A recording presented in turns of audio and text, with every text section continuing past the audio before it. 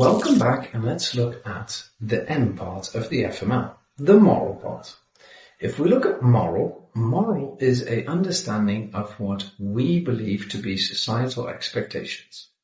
When we live in a society, we should behave in a certain way whereby I take care of myself and I don't affect anybody else. Yes, according to the legal terminology, it's called you shall protect yourself, and any actions or omissions of your actions should not endanger another person. So that technically means I need to take care of me and people need to take care of themselves. I should not harm others. Now this becomes very difficult if we look at the societal setting. Nowadays, our societal expectations is no harm, no accidents, no injuries, and definitely no deaths. Major projects happening in the UK are expected to run with 0 incidents, 0 accidents, and definitely no deaths. Is it then acceptable to accept that we go to work not expecting harm, not expecting danger, not expecting risk? Well, that is what we're expecting. That becomes quite tricky if we look at the societal setting. If we look at how a person is kind of evolved into this setting and we look at the UK itself, let's take ourselves back to, let's say, mining industries, port building industries. After the war, we started to rebuild, and a lot of the times in this rebuilding, there was a lot of corners being cut, societies was accepting, people were taking dangerous jobs on. This was just part of the job. As we've evolved, certain things are no longer acceptable. We can't really accept you to do something that's hazardous. We need to have more control. Society demands seatbelts, different types of controls, harnesses, access control. And in certain cases, a lot of people felt that these kind of moral controls that were demanded were a bit too much, very extreme. But then if we look at the flip side of it, we've kind of evolved into a society where you don't want to get harmed, I don't want to get harmed. So where do we draw the line? And this becomes quite difficult if we look at companies.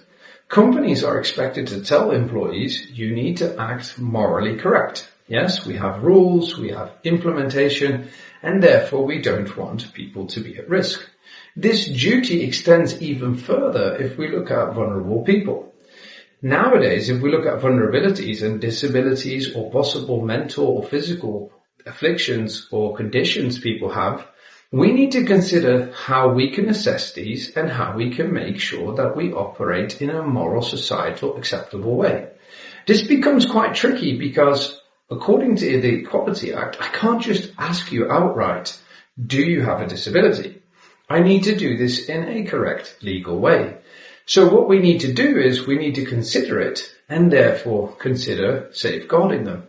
Further to this, the societal expectation has evolved also that we now start thinking of safety in a way whereby I need to look after people more than I thought I should do. So therefore from companies, we expect them to go that extra mile. We need to do even more than accepted in managerial positions, in directors' positions. Safety now becomes not just a moral kind of standard, it starts to become a requirement of obligation in these roles.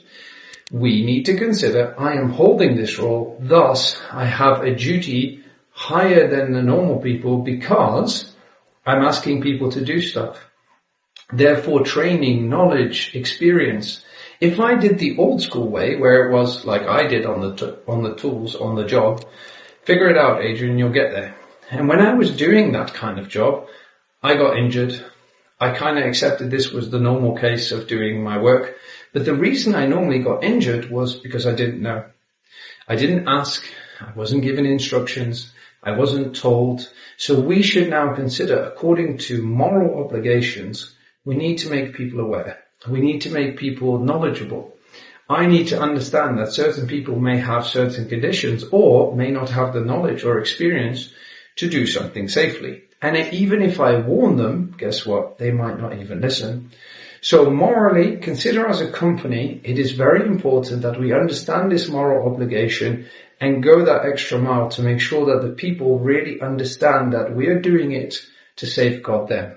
It's not because we're trying to restrict or hinder you. We do it because we want to feel that you feel cared for by us.